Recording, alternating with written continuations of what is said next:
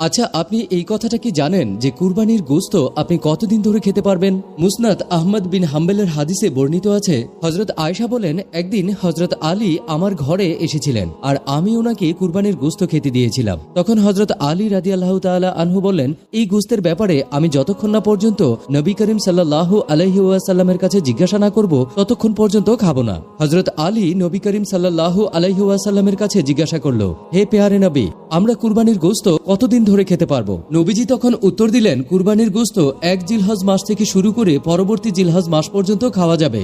এর মানে হলো কুরবানির গোশত পরিপূর্ণ 1 বছর ধরে সংরক্ষণ করে খাওয়া যাবে। তারপরেও এখানে একটা কিন্তু আছে। নবীজি বলেন, কুরবানি দেওয়ার পর কুরবানির গোশত গরিব, মিসকিন, দুস্থ মানুষদের দেওয়ার পর, আপনার গরিব আত্মীয় স্বজনদেরকে বিলি করার পর যতটুকু আপনার অংশে থাকবে ততটুকু আপনি সারা বছর সংরক্ষণ করে খেতে পারবেন। আল্লাহ আমাদের সকলের কুরবানি কবুল করে নিন। তাই